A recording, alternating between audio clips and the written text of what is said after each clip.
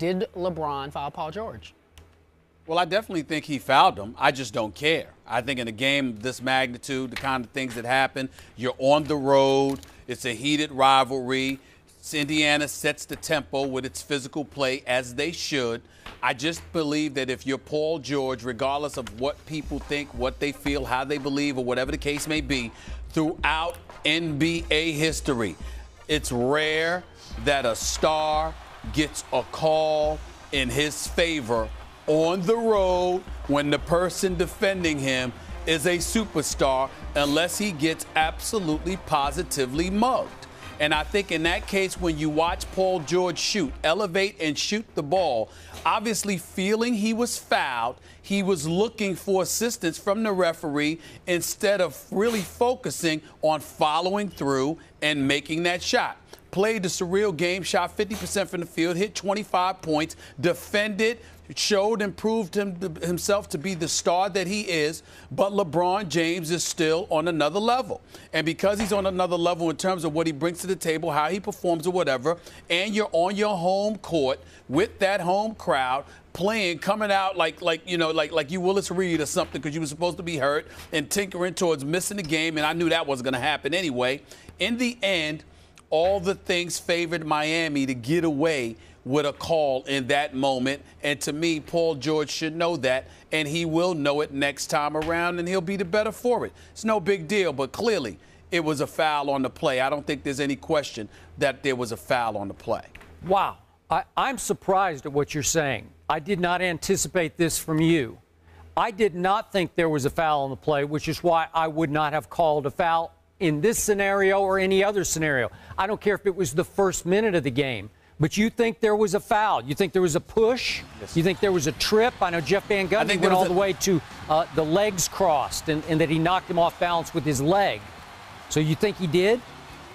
I think it was a nudge. I think it was a nudge in the back, all right, more so than anything else. And I think that's what Paul George felt.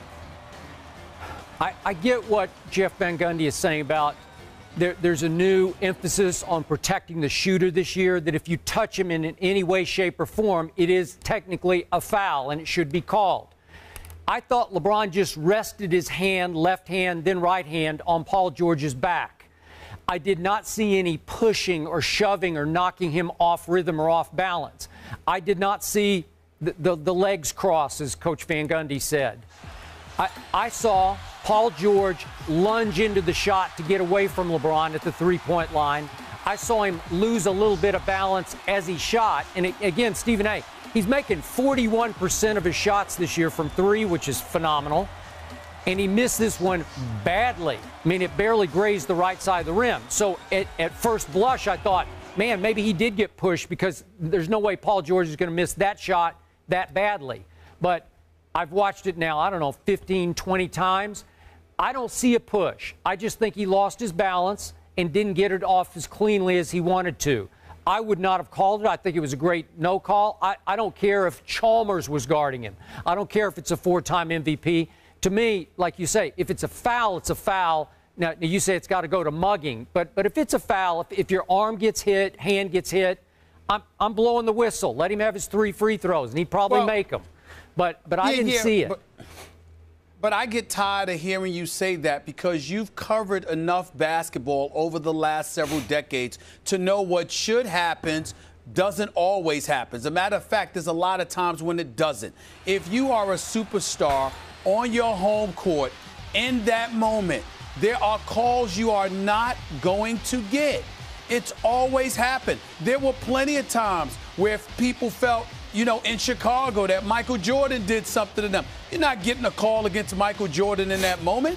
You understand? If Michael Jordan's on the road, let alone at home, and got some of those and had things, you know, happen, he's not getting those calls against him. I remember one time when Michael Jordan had a call against him against Atlanta.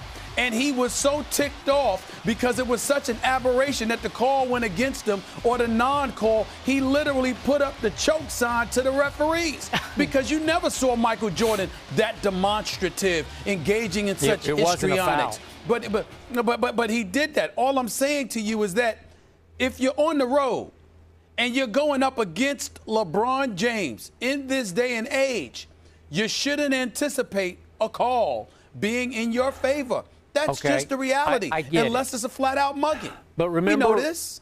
Last year, Heat Pacers playoffs, wasn't it game 1? Dwayne Wade got called for a late, I think it was in overtime of that game, if memory serves. Dwayne Wade got called for a 3-point shot foul. And remember, Paul George stepped to the line and made all 3 of them?